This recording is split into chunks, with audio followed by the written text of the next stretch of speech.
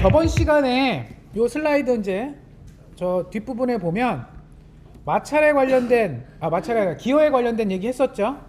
기호에서 여러분 꼭 기억해 줘야 될 거는 기호를 표현할 때는 항상 몇 대 몇이라는 표현을 많이 써요. 왜냐면 기호는 작은 기호와 큰 기호를 두 개를 한 쌍으로 보거든요. 그래서 작은 기호가 1이고 1이라고 가정할 경우에 큰 기호가 이빨의 비율이 몇 개냐 1대 10이다 라는 의미는 이 작은 기호의 이빨이 10개면 큰 기호는 100개다 그런 느낌이에요. 비율만 표시해요. 1대 100, 1대 20 이런 식으로 써요. 그래서 항상 대부분의 모터는 거의 뭐 90몇 % 모터는 기호를 쓸 때 작은 쪽에다가 모터를 달아요. 여기다가 모터를 달고 그렇게 1쪽에다 다는 거죠. 1쪽에다 달고 1대 얼마 1대 n이라고 많이 표현하는데 1대 n 그 큰 숫자를 갖고 있는 큰 기호에다가 보통 여러분이 엘리베이터 아까 로봇 같은 경우에는 이제 관절에 이런 뭐 손을 이제 관절에 어떤 그걸 단다든가 무게를 단다든가 뭐 이런 거겠죠. 그래서 이쪽에다가 로드를 단다. 큰 쪽에다 로드를 달아요. 그러면 무슨 일이 벌어져요? 그 기어 이빨 개수에 따라서 토크가 비례해요. 비례죠? 보세요. 수식이 위에가 1이고 밑에가 2고요. 이빨 개수도 위에가 1이고 밑에가 2죠. 그 얘기는 비례란 뜻이죠. 그러니까 내가 아까 말한 대로 작은 이빨 개수를 갖는 기어에 모터를 달아서 1대 10의 비율로 큰 기어를 달았다면 1대 10, 그러니까 결국 나누기를 취하면 1대 10이니까 10이겠죠?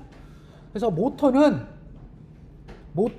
10N의 힘을 쓰는 모터인데 1대 10 기어를 달면 이쪽 1은 100N의 힘을 낼 수가 있어요. 강한 힘을 낼 수가 있어요. 오케이? 되게 좋은 거죠. 토크, 돌리는 힘. 결국 모터라고 하는 건 무조건 돌리는 건데 돌리는 힘이 기어 비만큼 증폭이 돼요. 1대 100이면 100배만큼 세져요. 엄청 세지는 거야. 그러니까 기어만 잘 쓰면 예전에 그 누구죠?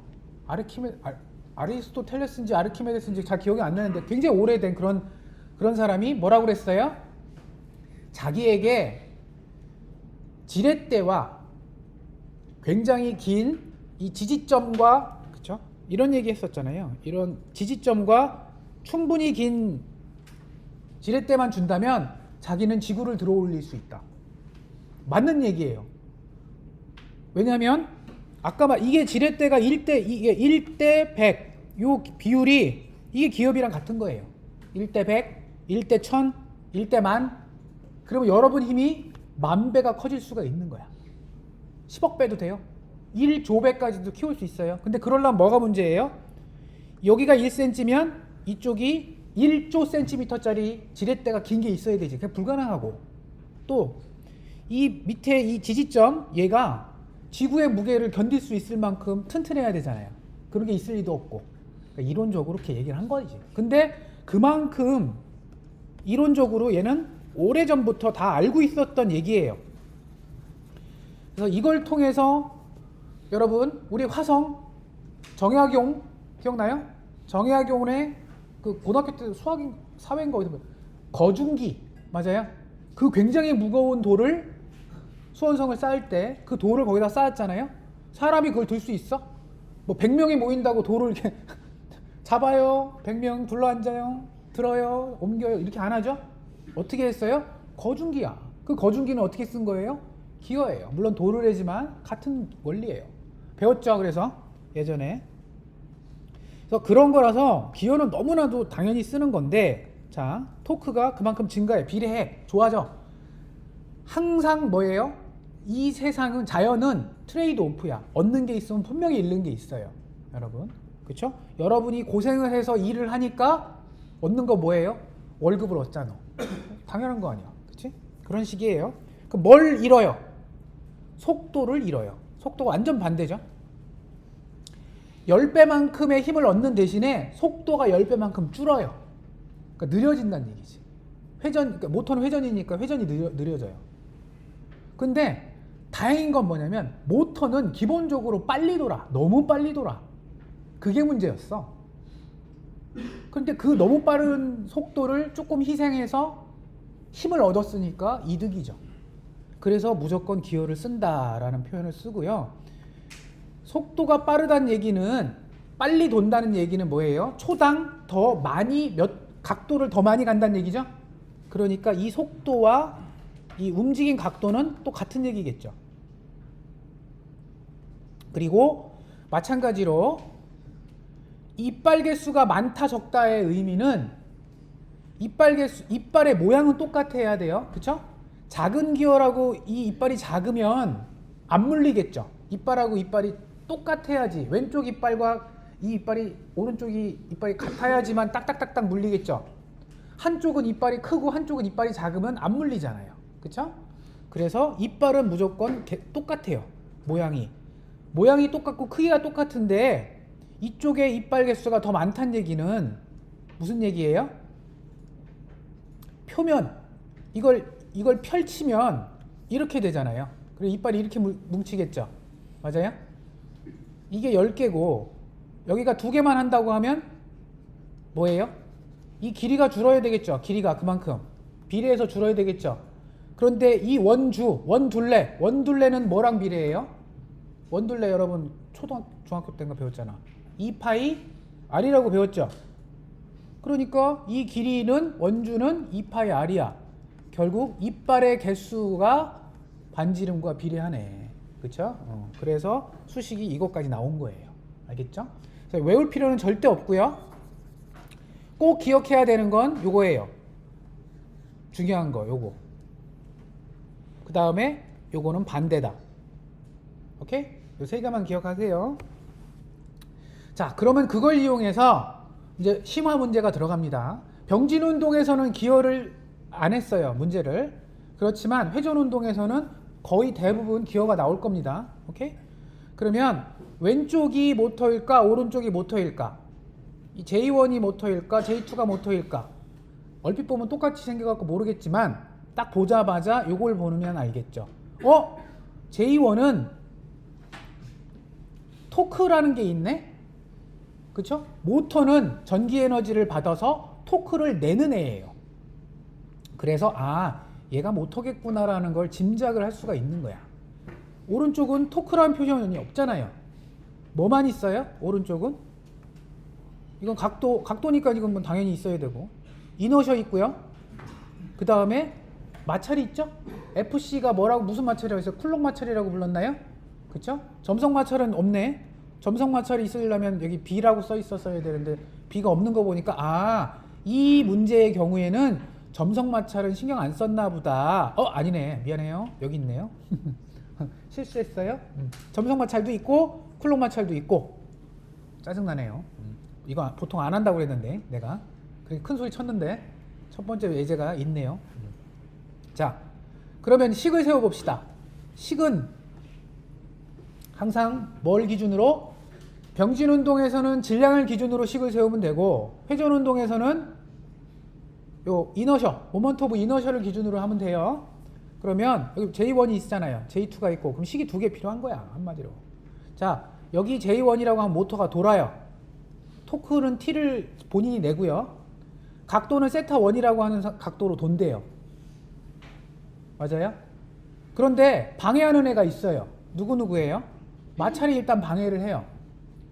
그 다음에 모멘트 오브 이너셔도 안 돌려고 하지. 뉴턴의 관성이잖아.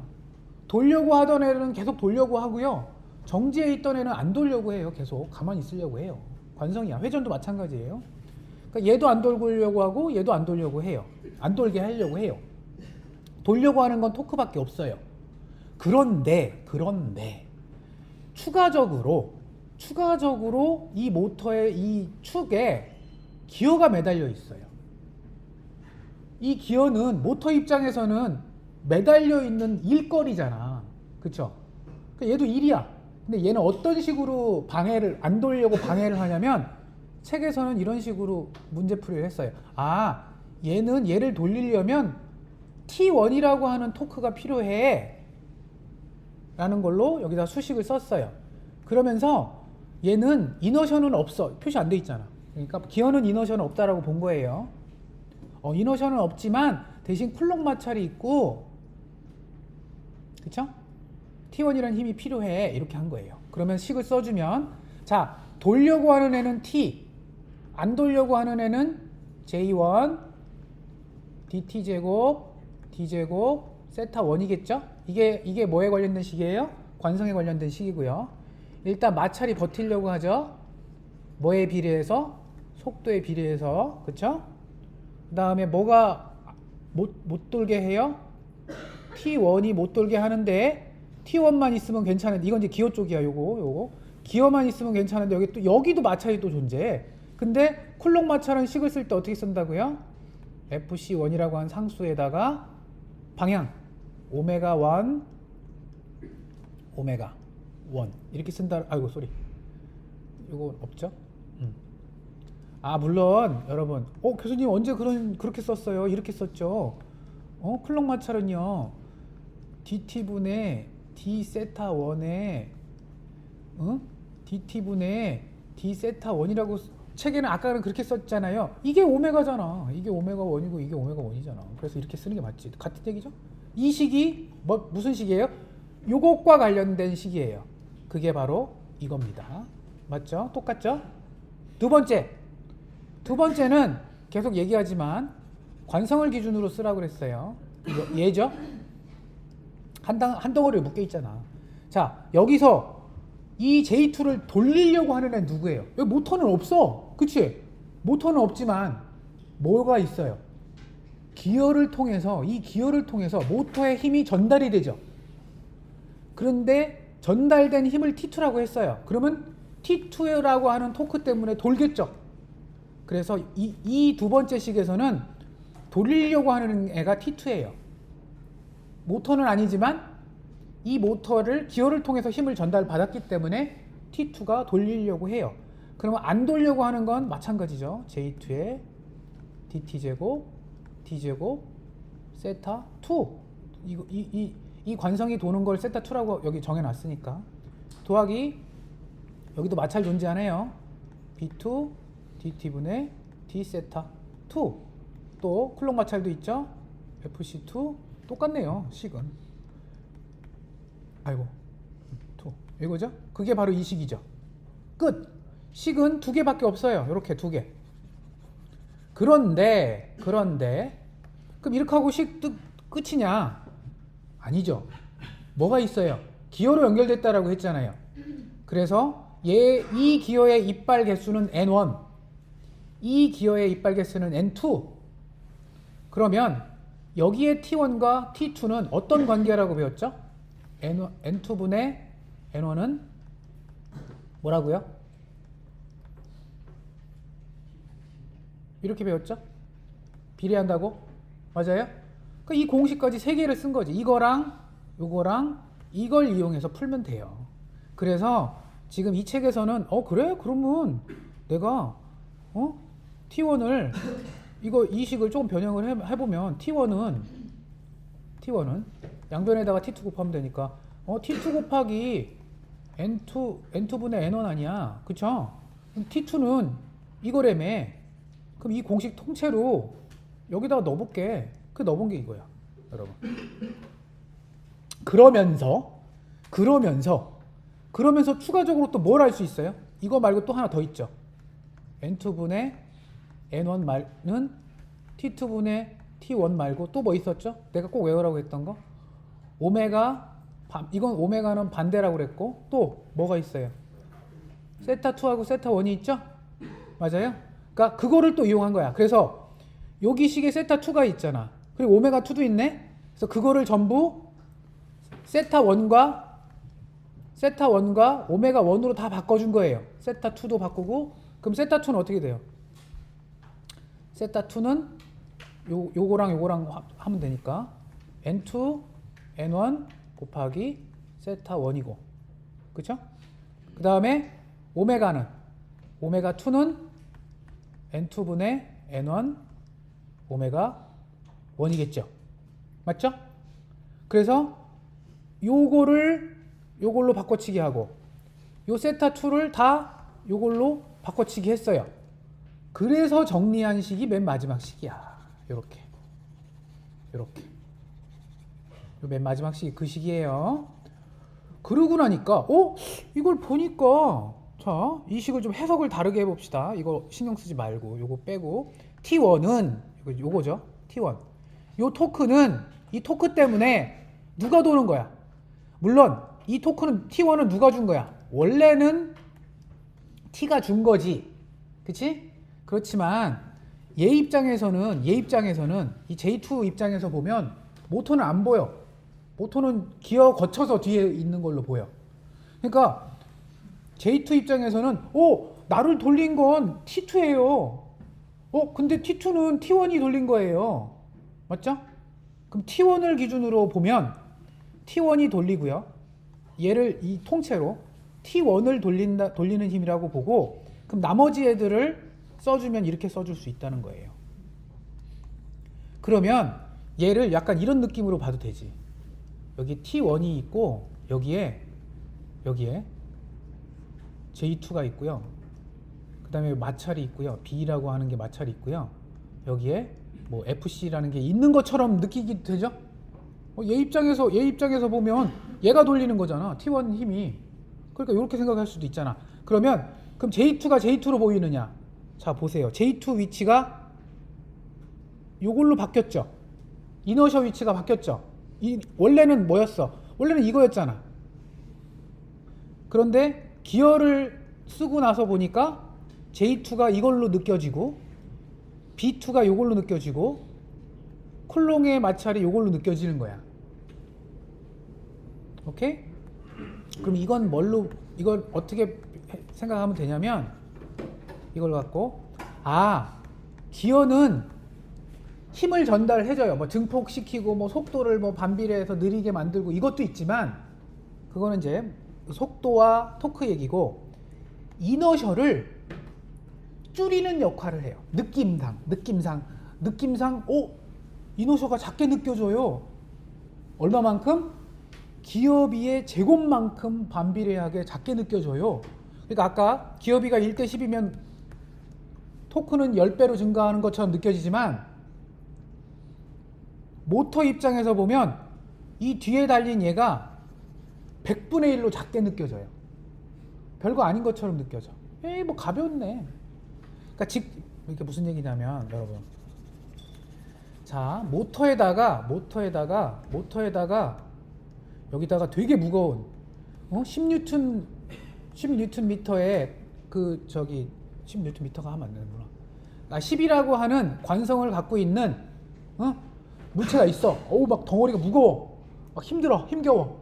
그런데 이 중간에다가 기어를 딱 다는 순간에 기어를 달고 이걸 딱 연결을 하면 얘가 10대 1 10 기어를 달면 얘가 10으로 안 느껴지고 100분의 10으로 느껴진다고. 10의 제곱만큼 작게 느껴져요. 그러니까 가볍게 느껴져. 그러니까 모터 입장에서는 얘 뭐 아무것도 아니네. 이렇게 느껴진다. 오케이? 그런 의미를 여기 내포하고 있어요. 마찰도 그렇고요. 단 쿨롱 마찰은 아니에요. 쿨롱 마찰은 1대 10으로 밖에 안 줄고 나머지는 제곱으로 줄어요. 제곱으로 줄게 느껴져요. 느껴진다는 얘기예요, 지금. 그래서 기어는 관성 J, 그쵸? J, 마찰 B, 컴플라이언스 여기는 지금 없고요. 토크 T, 속도 오메가, 변위 세타를 다른 쪽으로 반사시킨다라는 의미보다는 기어비만큼 다르게 보이게 해요. 이너셜을 기어비의 제곱만큼 작게 보이게 하고요. 점성 마찰을 기어비 제곱만큼 반비례로 작게 보이게 하고요. 토크는 키우고요. 그렇죠? 속도 위치도 키우고 속도도 키우고 쿨롱 마찰도 줄이게 하고. 오케이? 그런 느낌이에요. 거기가 끝이야. 기어. 그 다음에 여러분 이거는 백래시 데드존이라고 하면 돼요. 한글로 할 필요는 없어요. 나도 뒤틈 불감돼 이거 처음 들어보는 단어예요. 해외가 아니라 뭐 외국 사람이랑 이래야 우리나라 사람들끼리도 백래시라고 불러요. 백래시를 백래시라고 부르지 뭐. 데드존은 데드존이라고 불러요. 오케이? 자, 이게 무슨 얘기냐면 아무리 기어를 여러분들이 잘 깎잖아요. 이렇게. 그리고 이 위에 또 다른 작은, 이거 큰 기어라고 보고 이 작은 기어가 있다고 치면 이게 이빨이 이렇게 나와 있을 거라고요. 그쵸? 그런데 이 두 개가 이빨이 정말 딱 맞잖아요. 똑같이 맞잖아요. 그러면 안 움직여요. 딱 껴져. 그치? 레고가 너무 퍼펙트하게 잘 맞으면 잘 안 빠지잖아요. 꽉 껴져갖고 진짜 막 빼기 레고 안 갖고 놀아봤어요? 레고 너무 잘 껴지면 안 빠지잖아요. 진짜 그런 느낌이야. 그래서 모든 기어는 아까 말한 대로 그러니까 이렇게 하고 이런 기어와 다른 쪽 기어도 똑같이 맞추는데 약간 여유를 둬요. 여기하고 여기가 딱 겹치면 약간 틈이 있게 만들어요. 약간 이런 식으로. 약간 이런 식으로 만들어요. 그래야지만 얘가 이렇게 맞아 들어가요. 이렇게 맞아 들어가야 되는데 약간 틈이 없으면 여기서 딱 걸려서 못 껴지지가 않아요. 껴지고 나면 빠지지도 않고. 그래서 기어가 너무 뻑뻑해져요. 그래서 동작할 수가 없어. 그래서 이만큼 틈을 줘. 그런데 이것 때문에 그러니까 의도는 순수했어. 의도는 잘 이게 기어가 잘 동작하려고 틈을 줬는데 그 틈 때문에 어쩔 수 없이 이런 틈이 생겨서 뭐가 생겨요? 데드존이 생기는 거야. 그리고 백래시가 생겨요. 이게 무슨 얘기냐면 자, 이건 이제 옆으로 본 건데요. 이렇게 본 건데 이걸 위에 쪽 기어라고 보고요. 이걸 윗 기어라고 보고요. 이걸 아래 기어라고 볼게요. 그러면 위에 기어가 모터에 연결돼 있어. 모터에 이렇게 연결돼 갖고 얘를 이제 이쪽 방향으로 움직여. 그럼 얘가 이쪽으로 움직이겠죠? 움직이는데 뭐예요? 아까 말한 대로 틈이 있어. 그러면 모터가 이렇게 돌면 위에 기어가 밑에 기어의 이쪽 면에 닿기 전까지는 위에 기어가 움직여도 모터가 돌아도 밑에 쪽이 전혀 안 움직이겠죠? 아직 안 닿았으니까. 맞아요? 여기서 이게 모터예요. 모터고 이게 이제 뭐 엘리베이터건 에스컬레이터건 뭐야. 이쪽이 이렇게 빈 공간을 이렇게 여기를 닿아서 밀어야지 이게 같이 도는 건데 틈이 있으니까 얘가 여기를 이렇게 누를 때까지 여기까지는 얘가 아무리 움직여도 얘는 가만히 있잖아요. 이거야 이거. 못 움직여. 안 움직여. 그러다가 닿는 순간부터 움직이죠. 그리고 마찬가지로 반대도. 그럼 여기까지 왔으면 다시 반대로 돌리려고 하면 여기가 이만큼 갈 때까지 또 안 닿잖아. 안 닿으니까 얘는 또 가만히 있죠. 그러다 닿는 순간에 움직이죠. 그거를 그림으로 표시하면 이거예요. 이게 뭐예요? 자, 이게 모터 쪽의 입력이야. 모터 입력이라고 보고요. 입력 기어, 모터 쪽 기어라고 봐야 될까요? 이게 이제 실제 출력. 여러분 생각하는 엘리베이터든 에스컬레이터건 움직이는 거예요. 그러면 자, 움직여 봅시다. 쭉 가요. X축, 모터가 돌아. 돌 때까지 Y가 안 움직여요. 아무 없어. 움직이지 않다가 언제부터 움직여요? 이때부터. 그게 무슨 얘기예요? 이 위쪽 모터 기어가 밑에 쪽에 여기라 닿을 때까지. 닿고 나서부터는 움직이죠. 어떻게? 같이. 모터 이쪽이 움직이면 위로 올라가잖아요. 얘도 같이 올라가잖아요. 그러니까 같이 증가하죠. 그리고 마찬가지로 어느 정도 가다가 아까도 말했는데 이쪽으로 가다가 이제 반대로 돌릴 거야. 이쪽으로 돌려. 그러면 지금 모터가 어떻게 닿아 있었냐면 이렇게 닿아 있었을 거예요. 한쪽으로 계속 돌았으면. 그러다가 이제 이쪽 방향으로 가고 싶어. 그럼 얘가 이쪽으로 와서 어떻게까지 가야 돼요? 이게 이렇게 닿아야지만 그때부터는 이 방향으로 얘가 움직이면 얘도 따라 움직일 거잖아요. 그러면 여기서 이만큼 갈 때까지 얘가 움직여도 얘는 밑에는 반응 없겠죠. 그게 딱 B만큼이잖아. 왜? 아까 그 틈을 2분의 B, 2분의 B라고 했으니까 여기는 양쪽 다 합치면 B겠죠. 그래서 반대로 움직일 때까지 안 움직여. 모터는 돌고 있는데 이만큼까지 움직였는데 안 움직여. 그러다가 여기 닿는 순간 모터가 이쪽 방향으로 움직이면 같은 방향으로 쭉 돌겠죠. 마이너스 때도 마찬가지고. 그래서 이렇게 돼요. 그러면 뭐가 문제냐면 여러분이 원하는 건 이거야. 딱 이거. 그쵸? 그게 무슨 얘기야? 모터가 3도 탁 돌면 기어 반대쪽도 3도가 바로 움직여야지. 근데 지금 이 얘기는 뭐냐면 3도를 움직이면 이 틈이 만약에 뭐 한 6도야. 6도만큼의 어떤 빈틈이 있어. 그러면 3도 동안 안 움직여요. 모터가 3도 움직여도, 여기 3도가 움직여도 이쪽이 안 움직여. 그러다가 3도가 넘어가면 4도 정도만큼 모터가 돌아야지만 그때부터 천천히 이렇게 움직인다는 거예요. 오케이? 그러면 무슨 일이 벌어지냐면 여기 파란색 이 존은 여러분들이 제어를 할 수가 없어. 거기는 모터가 아무리 어떻게 해도 이 반대 내가 제어하는 건 모터잖아요. 모터를 이용해서 이 반대편을 위치를 각도를 조절할 건데 요 파란색 존에서는 모터가 아무리 돌아도 얘는 그냥 혼자 놀아. 혼자 띵가띵가 이렇게 혼자 놀잖아요. 그쵸? 혼자 노는 거잖아요. 띵가띵가 하잖아. 그거를 데드존, 어차피 죽었어. 모터 입장에서는 그 지역은 제어가 불가능해. 그래서 데드존이라고 부르고, 그 다음에 이런 식으로 껄떡껄떡거리는 거, 금방 얘기한 대로 이렇게 덜렁덜렁 해요. 그런 거 많아요, 여러분. 자전거 같은 거 여러분 혹시 보면 페달을 살살살살 이렇게 손으로 이렇게 하면 내가 확 구르면 움직이죠. 그런데 혹시 저기 그냥 안 해도 되니까 저기 여기 주차되어 있는 아무 자전거라도 가만히 있는 남의 거 말고 공유 자전거 그거를 발로 페달을 살살살살 이렇게 앞뒤로 움직여봐요. 이거 움직인다고 안 가. 그게 데드존이야. 데드존 많아요. 여러분 이거 돌리는 문고리 있죠? 집에. 그거 손가락으로 이렇게 해봐요. 덜렁덜렁 하는데 문은 안 열려. 어느 순간부터 힘이 딱 들어가죠. 맞아요? 그때부터 여러분이 돌리는 각도만큼 요 문고리가 이렇게 들어가는 거고, 그렇지? 이렇게. 근데 살살살살 하면 그냥 가만히 있어. 거기 안에 기어가 있는데 기어가 백래시, 데드존이 있기 때문에 그런 거야. 그래서 데드존은 피할 수가 없고 백래시도 피할 수가 없어요. 그런데 이거를 피하는 기어가 최근 몇 년 사이에 많이 나왔어요. 그게 하모닉 드라이브, 사이클로이드 이런 기어. 이건 우리는 할 건 아니고요. 기계과랑 이쪽 하는 쪽에서 엄청 고민을 해서 백래시 없는 거를 이제 그런 기어 구조를 만들어냈어요. 오케이?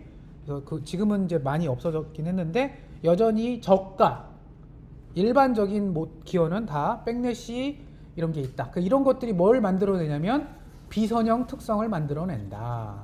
비선형이죠. 여러분이 원하는 건 입력과 출력 사이의 직선이죠. 그런데 직선이 아니라 이상한 도형이 나왔죠? 이거는 선형이 아니죠. 이건 비선형이에요. 그래서 어렵다. 그렇지만 이거는 상식적으로 알고만 있지 이거를 여기서 풀 건 아니에요. 그냥 상식적으로 알고 있어라 라는 거고. 자, 드디어 여러분 잘 아는 거 나왔죠? 앞에 자 병진운동 했고 회전운동 했고 회전운동에 어떻게 보면 추가로 기여를 했어요. 근데 여러분 잘 생각을 해보면 그 기여하기 전에 렉앤피니언도 기여해요. 그쵸? 요거 직선의 기어 이빨 갖는 것과 회전하는 요 기어를 이용을 하면 회전하는 모터, 회전운동하는 모터를 직선운동하는 걸로 병진운동 Y로 바꿀 수 있다라고 그랬어요. 세타를 Y로 바꿀 수 있어요. 그러면 시험 문제는 이런 거 내겠지. 짬뽕. 그치? 병진운동만 하면 너무 쉬워. 회전운동만 하면 너무 쉬워. 기어만 하면 너무 쉬워. 이걸 내면 어떻게 돼요? 병진운동, 회전운동, 기어까지 다 이해를 해야 이 문제를 풀 수 있겠죠. 그래서 이게 어려워요. 솔직히 말하면 그런 거 숙제 해보세요. 자, 그 다음에 이제 회로를 할 거예요. 여러분은 너무 잘 알아. 키르호프의 전류법칙, 전압법칙, 회로 이론 때 배웠죠. 오케이? 그래서 뭐 루프법이니 마디법이니 이거 해갖고 문제 풀 수 있다라고 했고요. 그때 수동소자 RLC 배웠어요. 그쵸? 그래서 R은 V는 RI, 인덕터는 V는 L, DT분의 DI. 그 다음에 캐패시터는 I는 C dt분의 dv 혹은 다른 말로 V는 C분의 1 적분 I. 이게 같은 거예요. 그쵸? 이렇게 세 가지를 배웠어요. 이거랑 지금 우리가 배운 질량, 스프링, 마찰 혹은 이너셔, 스프링, 마찰과 이렇게 똑같진 않지만 세 가지 수동 소자 그리고 얘는 두 번 미분한 거, 미분 안 한 거, 한 번 미분한 거, 미분 안 한 거, 한 번 미분한 거, 한 번 적분한 거 인데 요거를 한번 다 미분을 해보세요. 한 번씩 이걸 식을. 그러면 얘는 한 번 미분한 거, 두 번 미분한 거, 미분 안 한 거 되겠죠? 맞아요?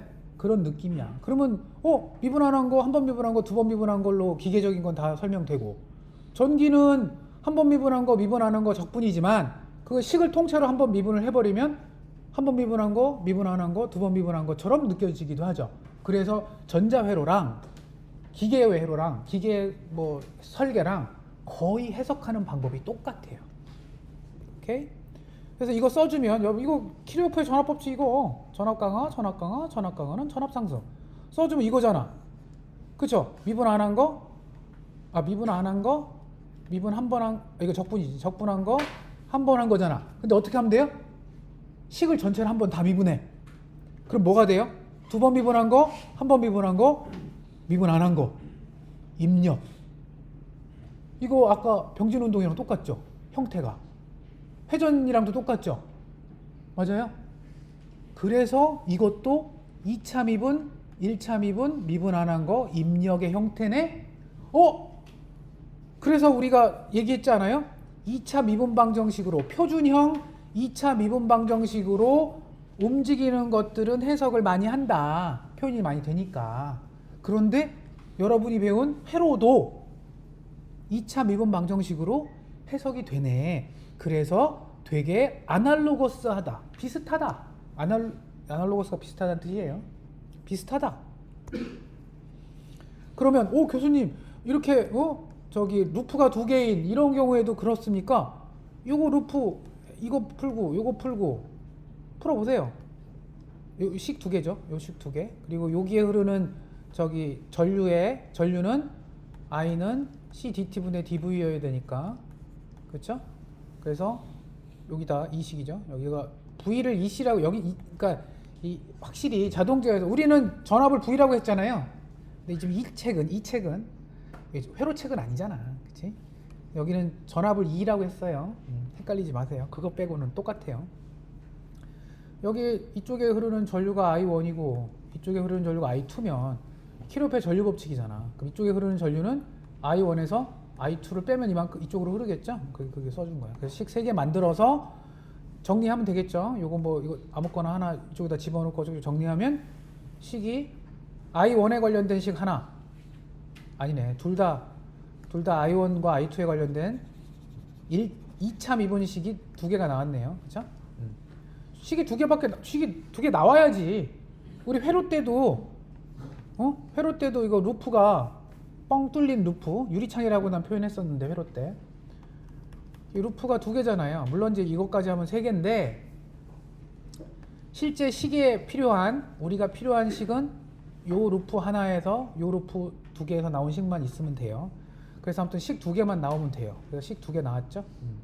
그래서 아무튼 보면 2차 미분 방정식, 2차 미분 방정식이야. 그럼 이거 풀 수 있어요? 그냥은 못 풀어요. 지금 풀 생각도 없고.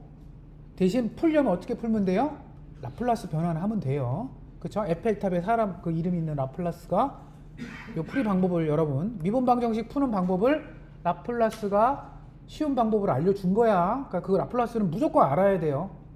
그거 모르면 이제 문제 못 풀어. 식만 세우고 끝이요. 그거 아무 의미 없어요. 자, 그 다음에 추가적으로 비선형 시스템이 많다라고 했어요. 비선형 시스템이 세상에 아마 첫 주 때 그 얘기했죠. 세상의 시스템의 90% 이상, 95%, 99% 이상은 다 뭐예요? 비선형이야. 그런데 비선형은 너무너무 해석이 어려워. 사람이 풀 수 있는 비선형식이 없어요. 거의 풀 수 있는 방법도 없고 풀기도 어려워. 그래서 어떻게 해요? 근사라도 하자.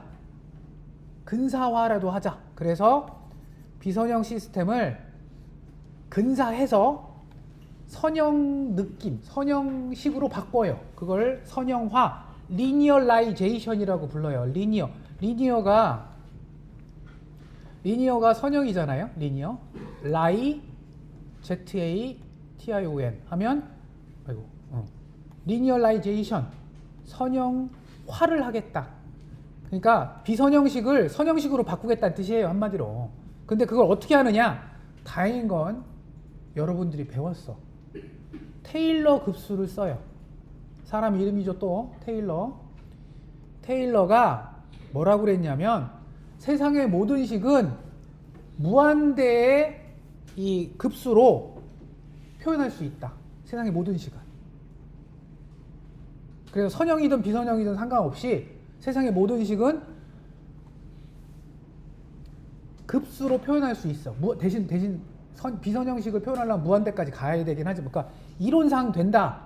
실제 못하지. 근데 아무튼 그런 와중에 우리는 어떻게까지만 그 선형화를 할 거냐면 테일러 급수 중에 첫 번째, 두 번째 항만 쓸 거예요.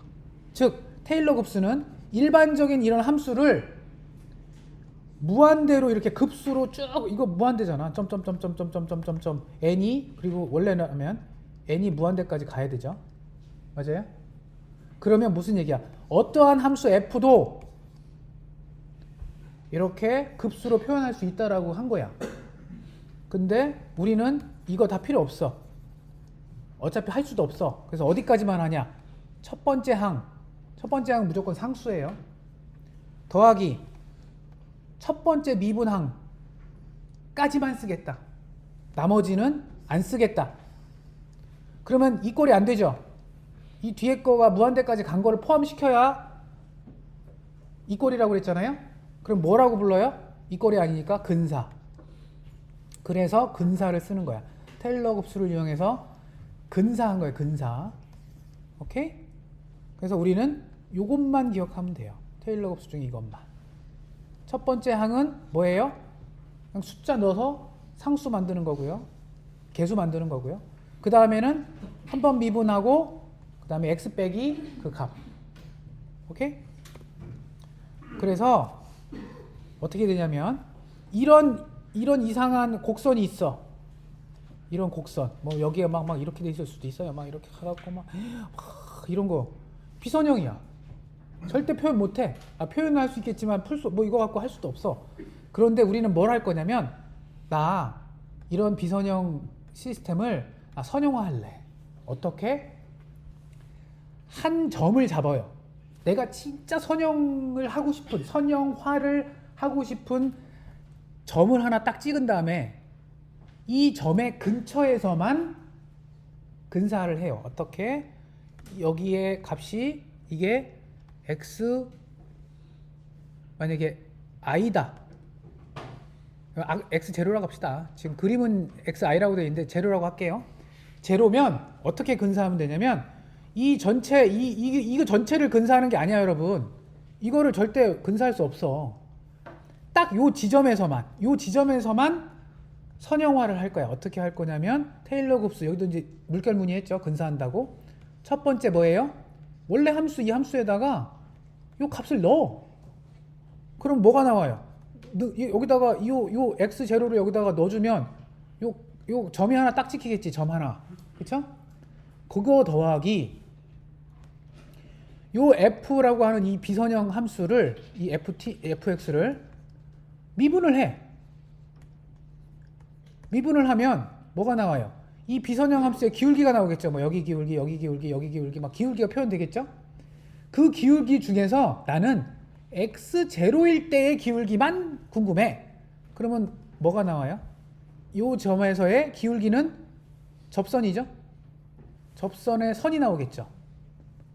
그 다음에 뭘 써요? x 빼기 요 값, x0를 써준다는 거야. 그러면 이게 뭐냐면 이 점을 알고요. 이게 이거고요. 더하기 요 기울기 더하기 x 빼기 요걸 하면 여러분 이거 뭐랑 비슷해요? 직선의 방정식이 y 할 때 여러분 저기 절편하고 기울기 알면 그러니까 봐. 어떤 요 점을 지나면서요. x0, y0를 지나면서요. 기울기가 3인 건 어떻게 구해요, 여러분? 요 직선 y는 기울기 3에 x 빼기 x0 그 다음에 참 y 빼기 y0 이렇게 쓰나? 맞아요? 그럼 y는 3에 x 빼기 x0에 더하기 y0 이렇게 썼나요? 약간 이런 느낌이야. 그러면 요 x0가 이거고 요 기울기가 이거고 x 빼기 x0가 이거인 거야. 그럼 얘는 뭐야 여러분? 직선이잖아. 즉 이게 무슨 얘기냐면 선형화를 했다는 얘기는 이런 복잡한 선에서 요 점을 접하는 직선을 구하는 거예요. 그래서 이거는 직선이잖아. 직선이니까 선형이지. 근데 문제는 뭐예요? 이 점을 벗어나면 이 점을 벗어나서 이 점에는 그 식이 통하지 않지. 왜? 기울기가 바뀌었잖아. 그래서 선형화는 언제 해야 돼요? 한 점에서만 해야 돼. 한 점에서만. 그리고 다른 점을 하려면 또 계산해야 돼. 또 이거 미분하고 또 값을 넣어줘야 돼. 오케이? 반복해야 돼요. 어쩔 수 없어요. 그래서 우리는 여기까지만 쓸 거다. 이런 의미예요. 자, 그래서 이건 되게 어려운 문제야, 여러분. 이거 갖고 내가 시간을 쓸 것 같지는 않지만 여기까지 페이지가 4페이지나 되네요. 여러분 이거는 내가 공식 다 유도해 놓은 거거든요. 책에도 없는 거. 그러니까 나중에 이거 꼭 해보세요. 자, 유튜브에도 올려놨어. 이거 풀이 과정만 따로 올려놨었어. 근데 잠깐만, 그게 옛날 자동 제어 수업 할 때 요거를 학생들이 이 식을 유도를 못 하길래 내가 따로 요 문제만 따로 녹화해서 유튜브에 올려놨거든요. 자동 제어 유튜브. 근데 몇 년도 자동 제어 유튜브에 올려놨는지 기억이 안 나. 그래서 나도 찾아야 돼. 찾아서 알려줄게요. 자, 이게 무슨 문제냐면 거기 잠겼어. 나도 어떻게 하는지 몰라갖고. 자, 천장에 줄이 하나 있어요. 길이 L이에요. 밑에 M이에요. 질량. 그럼 얘를 이렇게, 이 진자죠. 이걸 뭐라고 불러요? 진자. 영어로 펜들럼. 그쵸? 그러면 얘가 물론 여러분 처음부터 이렇게 있으면 얘는 절대 안 움직이지. 그런데 누군가가 얘를 살짝 이렇게 놓고 여기서 놓으면 어떻게 돼요? 움직이죠. 왜? 중력이 이 방향으로 가죠. mg죠, mg. 중력의 힘으로 밑으로 가는데 밑으로 못 가지. 줄에 매달려 있어서. 줄이 얼마만큼 매달려 있어요? 뉴턴의 운동 법칙이 뭐야? 작용하면 반작용이지. 그러니까 줄이 이렇게 여기를 끌고 있어. 그걸 장력이라고 불러요. 줄이 끌고 있는 느낌이야. 물론 매달려 있지만 줄이 줄이 사람도 아니고 그냥 매달려 있지만 그래도 줄이 당긴다라는 느낌이지. 그럼 누가 그 반대를 당기고 있어요? 중력 중에 일부 성분이, 얘가 이렇게 당기니까 중력 중에 일부가 이렇게 당기겠죠. 이 방향으로. 그럼 실제 중력하고 장력에 반대되는 요 힘하고는 이 각도는 어떻게 나와요? 그걸 세타라고 놓은 거야. 오케이? 그러면 그래서 힘을 분해를 해요. X축 방향의 힘과 Y축 방향의 힘을 분해를 해서 X축 방향의 힘의 합은 항상 같다. 그러니까 당기는 힘과 미는 힘은 같다. 그렇죠? 뉴턴의 작용 반작용을 정한 거예요. X축 방향으로 힘의 합은 그렇죠? 미는 것과 당기는 힘은 같다. Y축 방향으로도 미는 힘과 당기는 힘은 같다. 로 놓은 거야. 그러면 이걸 어떻게 계산했냐면 얘는 중력 때문에 만들어진 거고요. 자, 이게 중력 mg고요. 요게 장력 FT라고 본 거예요. 오케이? 당기는 장력 FT, 당기는 힘이니까 이쪽 방향이겠네요. FT라고 본 거야. 그래서 그 반대, FT가 이 방향이라고 했으니까 반대는 이쪽은 마이너스 FT겠죠? 마이너스 FT의 코사인만큼, 즉 뭐예요? 요 성분. 여기가 세타니까 요 성분이 그거죠. 이거와 mg의 합이, 중력가속도 이 두 개가 합이, 이게 코사인인가 보구나. 이게 코사인이고, 그 힘과 mg의 그 중력의 요 x축 방향의 합이 x축 방향으로의 그 작용하는 힘이고, y축 방향으로는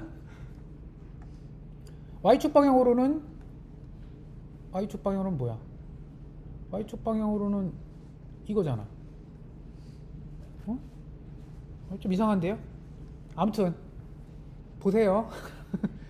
내가 유튜브에 다 올려놨어. 정밀하게 다 풀어놨어요. 그래서 일단 풀었다고 봅시다잉. 이거 갑자기 다급하니까 좀 헷갈린다잉. 여러분, 유튜브에 내가 차근차근 앉아갖고 노트로 다 해갖고 유튜브 올려놨으니까 그거 보고 내가 다음 시간에 어느 링크인지 링크를 알려줄게요. 내가 확인해보고. 정리를 했어. 그래서 결국 같은 얘기야. X축 방향으로의 힘, 작용과 반작용, Y축 방향으로의 작용과 반작용은 같다 로 놓고 푼 거예요. 그리고 나서 식을 정리를 해야지. 식을 정리를 쭉 했더니 남는 게 이거밖에 없어요. 되게 복잡했지만 뭐 세타의 두 번 미분한 거, 사인 나오면 무조건 비선형이야. 사인 코사인은 무조건 비선형이거든. 그래서 정리가 제곱도 비선형이죠. 그래서 정리를 쭉 했더니 식이 요거 딱 하나 남아요. 근데 이것도 정리를 했어요. 최고창이 이걸 이쪽으로 넘겨갖고 ML을 양변으로 나눠줬더니 딱 요렇게 나와요. 그러니까 요 식은 되게 펜들럼 요거는 풀 때는 되게 복잡하게 풀지만 결론은 딱 이거예요. 오케이? 이건데 이것도 비선형이잖아. 그치? 세타를 풀어야 되는데 세타 두 번 미분한 거 더하기 미분 한 번 한 거 없는 건 좋은 일이야.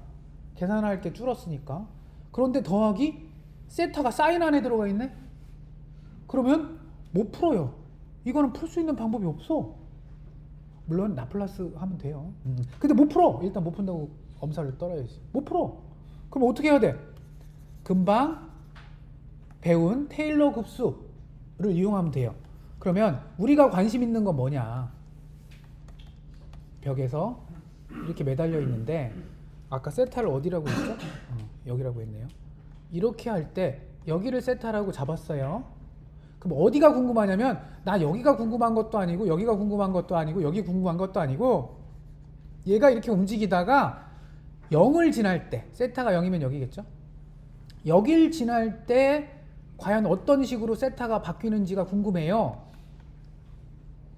세타가 0일 때 세타가 어떻게 바뀌는지가 궁금해요.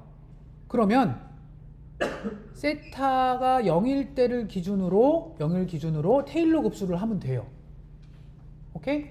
그러면 어떻게 하면 돼요? 아까처럼 F에다가 0을 넣으면 되죠? 근데 사인 세타잖아요. 모르는 게 지금 사인 세타를 우리가 지금 테일러 급수를 하려고 하는 거니까. 사인 세타에다가, 그러니까 결국 이거지. 사인 세타에다가 0 넣고 더하기 사인을 미분하면 코사인, 그 다음에 0 넣고 하고 세타 빼기 이렇게 하겠다는 게 테일러 급수를 이렇게 하겠다는 얘기지. 세타 빼기 0을 하겠다는 얘기죠? 아까 테일러 급수 1차는 이렇게 한다라고 했잖아. 값을 넣어주고 더하기 미분했는데 거기다가 값을 넣어주고 그 다음에 x0 빼기 x 빼기 x0. 그쵸? 근데 지금 0도에다 한다며. 그럼 x0에다 다 0 넣으면 돼요. 그쵸? 그 다음에 지금 궁금한 게 x가 아니라 세타죠. 그러면 세타로 다 바꿔주면 되고 x는 세타로 바꿔주면 되고 함수는 지금 사인이잖아요. 그러니까 f 대신에 사인으로 바꿔주면 되지. 그럼 이 식이 나와. 이거 계산하면 뭐 나와요? 사인 0도는 0이죠. 계산 안 해도 되고. 코사인 0은 뭐예요? 1이네? 세타 빼기 0이네? 그러면 이거는 테일러 급수가 뭐예요? 세타네? 그쵸? 사인 세타를 0도에서 근사하면 0이에요. 근데 솔직히 이거는 이렇게 테일러 곱수로 공식으로 안 해도 다 알아. 왜? 그림 그려봤잖아. 사인 세타 이거 많이 그렸죠, 이렇게. 맞아요? 어? 여기서 0이라는 지점, 이 지점에서 이 기울기가 어떤 것 같아요? 기울기 1로 보이잖아. 맞아요? 그거야. 이 기울기가 1이라는 뜻이잖아요. 그럼 코사인은 얼마일까? 이렇게 되죠. 이때 기울기 얼마일 것 같아요?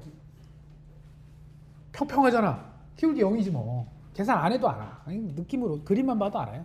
그러니까 사인 세타를 뭘로 해요? 근사. 여러분 이거 근사예요. 근사. 근사하면 이렇게 나와요. 그럼 이건 풀 수 있어요? 풀 수 있어요. 물론 이것도 라플라스로 풀면 풀려요. 오케이? 요건 풀려요. 오케이?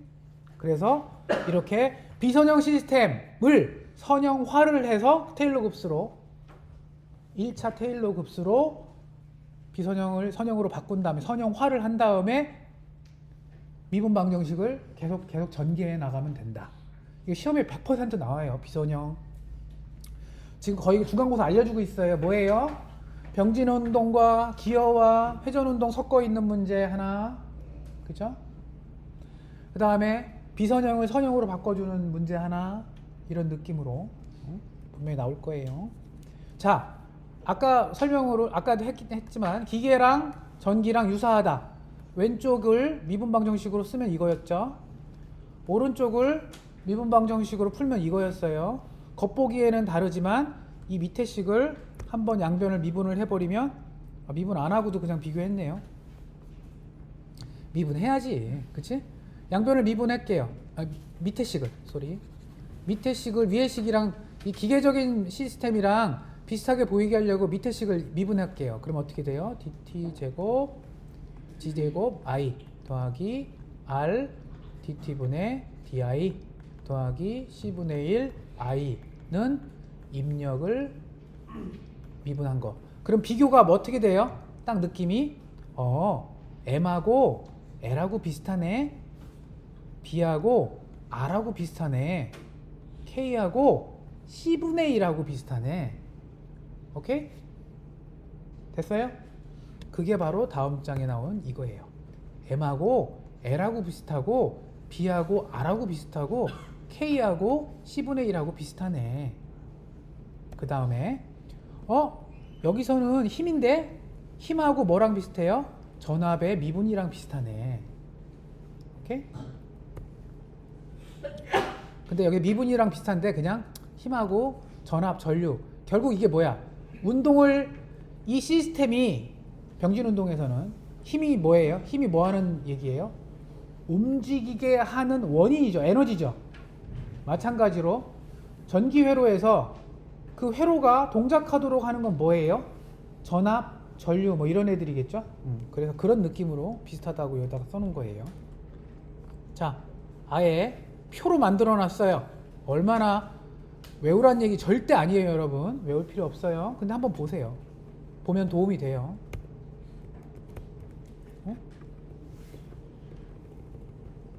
왜 끝이지 왜? 이 끝이야? 미안해요. 그럼 3장 합시다. 숙제 나가야 되겠네? 맞아요? 왜? 숙제 내주신 것 중에 열던 날 문제 있습니다. 그 얘기 안 했구나. 우리 좋은 질문. 자, 우리가 시험 문제를 어떻게 풀기로 했죠? 뭐 4의 배수로 했나? 5의 배수로 했나? 3의 배수로 했나? 4의 그래요. 그쵸. 그래요. 2장 정확하게 합시다. 오해가 있으면 안 되니까. 자, 2장 숙제 오늘 수요일이니까 다음 주 수요일까지 내면 되고요. 다음 주 수요일 저녁 11시 59분 밤 PM까지 내면 되고요. 이 캠퍼스로 내면 되고요.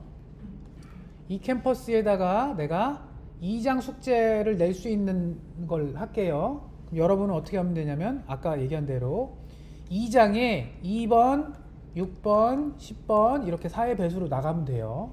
단 금방 우리 학생이 좋은 지적했는데 여기에 연력학 문제랑 유체역학 문제가 있어요. 우리가 배우지도 않았죠. 오케이? 그러니까 그 문제는 풀지 마세요. 해당하는 거. 그러니까 문제가 많이 줄죠. 오케이? 그런데 저 뒤에 가면 가끔 매트랩 문제가 있어요. 그쵸? 이거는 풀 필요는 없어. 그런데 풀면 가점을 줄게요. 오케이? 뭐 가점이라 하면 얼마 안 줘. 조금밖에 안 줄 거야. 근데 왜? 계속 말끊어지. 말 이번 2장 중에 한 문제가 열렸나요?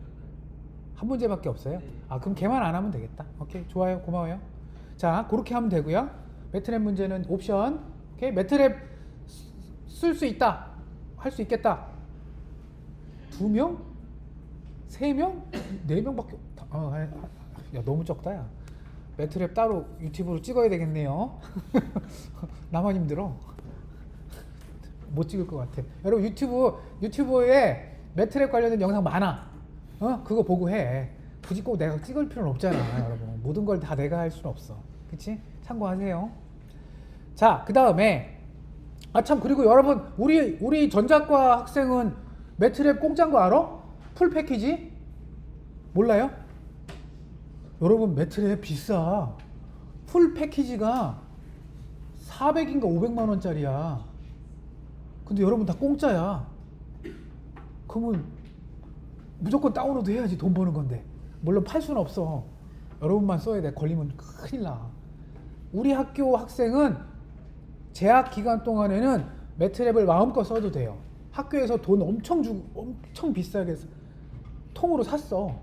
그 안 쓰면 손해야. 오케이? 그러니까 다운로드를 하는데요. 거기가 매트랩 기본 패키지가 있고요. 그 다음에 옵션이 있어. 옵션. 얘네들은 옵션을 뭐라고 부르냐면 툴박스라고 부르거든요. 그 툴박스 이렇게 체크 하면 돼요. 근데 다 체크하면 금방 말한 500만 원, 600만 원짜리가 되는 거고, 체크 안 하고 기본 학생 스위트가 있어. 스튜던트 스위트인가 뭐 있어. 학생들이 쓸만한 것들 몇 개 모아놔서 파는 거 있어요. 그거는 그냥 일반적인 대학생이면 한 40만 원인가 주고 살 수도 있어요. 평생 소장할 수 있어. 의미 없어요. 그냥 공짜로 일단 학교 내에는 한 번은 다운로드해서 괜히 한번 깔아보기라도 하세요. 그리고 유튜브에 가면 그걸 이용해서 다양한, 그러니까 이제 우리는 제어니까 매트랩 한 칸 띄우고 뭐 제어, 예제 뭐 이렇게 치면 아마 유튜버들 되게 많이 나와요. 외국 사람, 한국 사람 되게 많으니까 그거 보면서 조금만 따라해 보세요. 오케이? 그러면 될 것 같아요. 그걸로 도움을 좀 받으면 되고요. 나도 수업 시간에 우리 첫 번째 주에서도 매트랩으로 보여줬죠? 그쵸? 좀 도움이 돼요. 자, 3장은 아까 2장에서 뭐 했어? 미분방정식 만들었죠? 근데 대부분의 기계적인 병진운동, 회전운동, 그 다음에 뭐 전기 시스템, 뭐 우리 안 배웠지만 유체역학, 연력학, 많은, 그러니까 시간에 따라서 변하는 시스템들은 다 미분방정식으로 표현할 수 있어요. 그게 원칙이야. 맞아요? 그런데 그럼 표현만 하면 뭐 할 건데? 여러분 방정식만 세우면, 고등학교 때 방정식만 세우면 땡이에요? 방정식 세웠으면 풀어야지. 그치? 3장이 푸는 거야. 푸는 방법을 두 가지로 알려줘요. 제일 쉬운 게 뭐겠어요? 라플라스. 그치? 예전에 회로 때 1차 회로, 2차 회로 라플라스 안 쓰고도 푸는 방법 있지 않았어요? 고유응답, 뭐 강제응답 뭐 이렇게 나눠서도 풀고 그랬지 않았어요? 그 회로는? 그쵸? 그 방법도 써도 돼요. 2차 방정식은 그런 식으로도 풀 수 있는데, 그냥 그렇게 나누느니 회로에서도 결론적으로 그 라플라스 해. 그럼 다 풀려. 선형, 비선형 할 것 없이 다 풀려. 그렇게 배우지 않았어요? 그래서 라플라스 방법이 제일 처음에 나올 거고요. 뒤에 3-2쯤에 무슨 방법이 나오냐면 상태 방정식을 이용한 해석법이 나와요.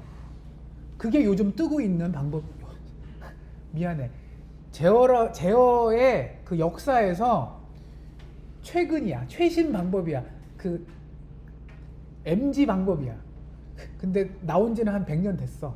근데 이제 워낙 제어가 오래됐으니까 생각 외로 젊은 방법이에요. 굉장히 어린 방법이야. 근데 요즘은 다 그래서 상태 공간 해석법, 상태 방정식, 이걸 이용해서 많이 해석을 합니다. 그렇지만 라플라스부터 배워야 되겠죠? 자, 미분 방정식 2장에서 한 것처럼 세우면 이런 식으로 뭐 미분 적분 섞여 나와요. 그렇지만 아까도 했지만 미분 적분 나오면 우리 어떻게 하는 게 편하다고? 한번 싹 다 미분해서 다 미분으로 만드는. 여러분 미분 적분 섞여 있는 방정식은 못 풀어. 그래서 꼭 전체를 미분을 하든지 아니면 그냥 이 상태에서 바로 그냥 라플라스를 돌리든지 라플라스를 바로 해도 돼요. 아무튼 그런 얘기야. 그래서 이거 아까 했던 얘기잖아. 전기적인 거 양변 다 한 번씩 미분했죠. 기계적인 거 뭐예요? 얘는 Y에 대한 2차 미분 방정식, 얘는 전압에 대한, 그쵸? 캐패시터 양단에 걸린 전압에 대한 2차 미분 방정식. 결국 둘 다 2차 미분 방정식이잖아. 결국 이 모양이 됐건 요 모양이 됐건 모양만 보면 되게 느낌이 뭐예요? 이거 양단에 LC 다 나눠봅시다. 이렇게 LC분의 1 LC, 이것도 다 M으로 나눠봅시다. M분의 B M분의 K M분의 F. 그러면 자, 내가 궁금한 변수의 2차 미분 더하기 어떠한 상수, 이거 C는 지워지겠네요. L분의 R 어떤 상수, 개수죠. 쏘리. 개수 한 번 미분한 거, 개수 미분한 거는 입력부. 기계적인 것도 내가 궁금해하는 Y에 두 번 미분한 거 더하기 개수 한 번 미분한 거 더하기 개수 미분한 거는 입력항. 그래서 이걸 뭐라고 불러요? 표준형이다. 표준이다.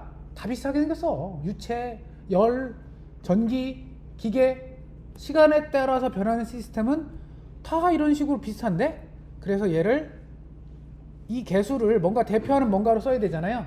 그래서 이거를 굳이 요 한 번 미분한 거에 앞에 한 개수를 이렇게 썼어요.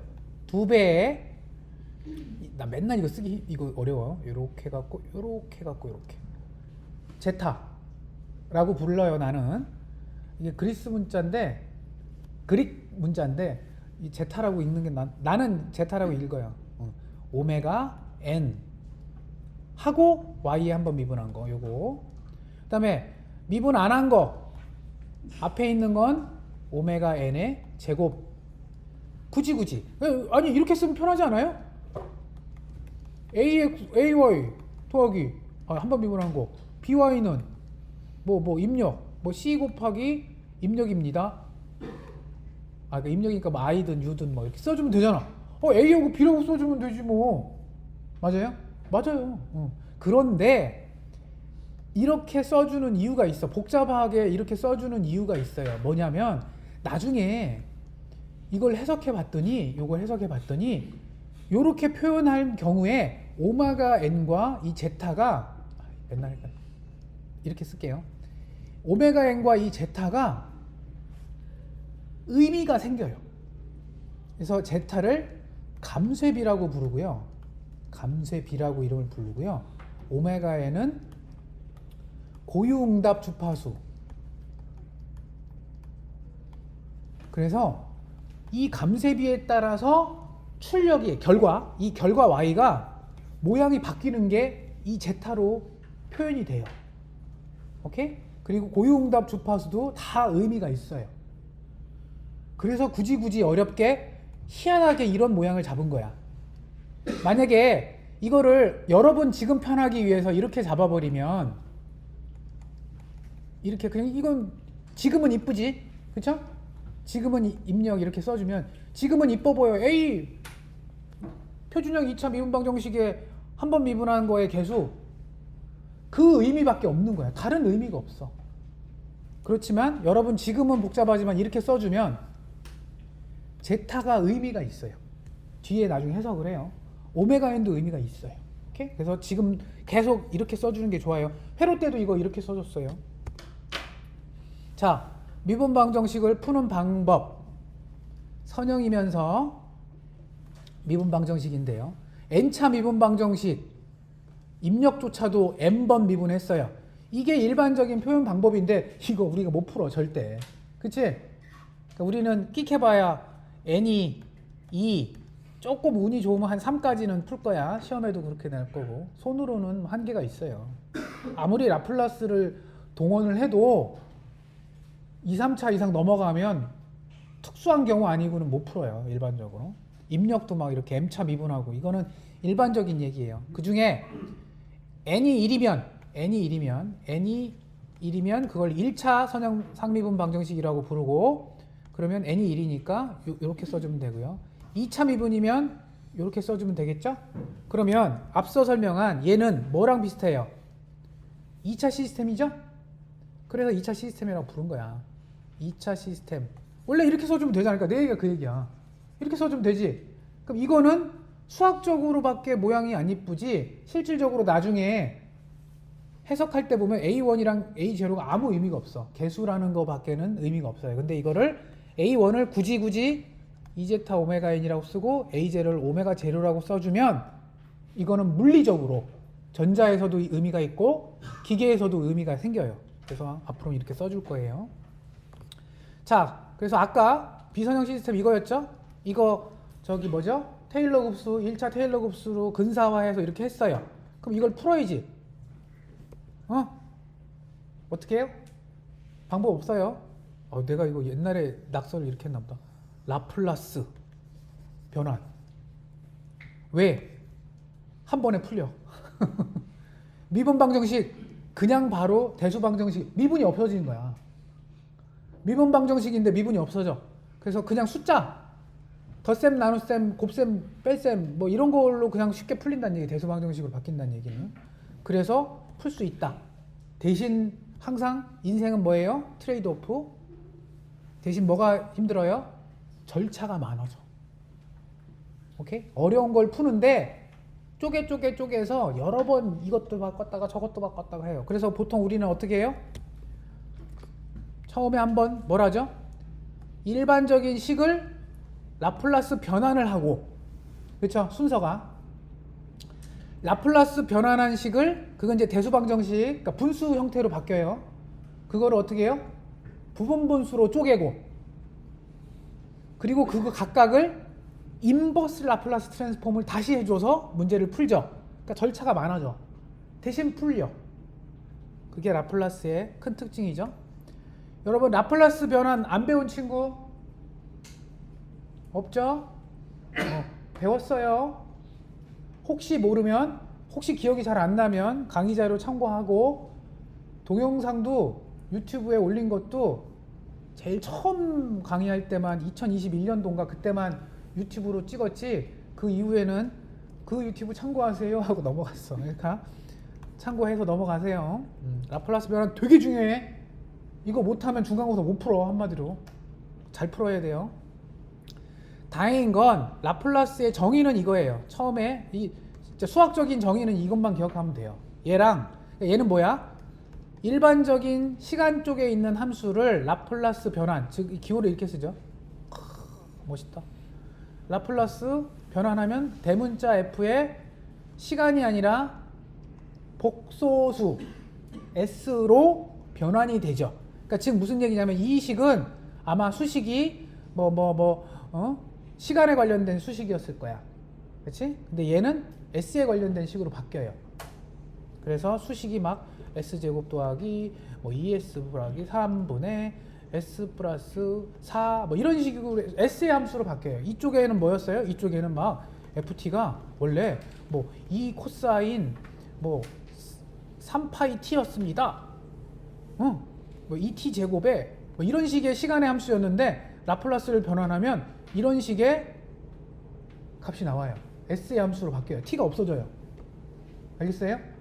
이게 라플라스 변환이에요. 그래서 이걸 무슨 뜻이라고 보냐면 시간 영역에서 이거 말로 보면, 멋있는 말로 하면 시간 영역에서 표현된 함수를 복소수 영역으로 변환하는 방법이 라플라스 변환이다. 그런데 이 부수적인 효과가 뭐냐?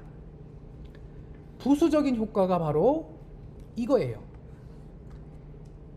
미분이랑 적분은 시간 영역에서 정의가 돼 있죠. 미분은 뭐예요? 아주 짧은 시간 동안에 그 함수가 어떻게 변하느냐가 미분이잖아. 시간이죠. 그걸 라플라스 변환을 했더니 너무 말도 안 되게 쉬운 거야. 미분을 라플라스 변환을 했더니 원래 함수에 라플라스 변환한 거에다가 s만 곱해주면 돼. 너무 웃기지 않아요?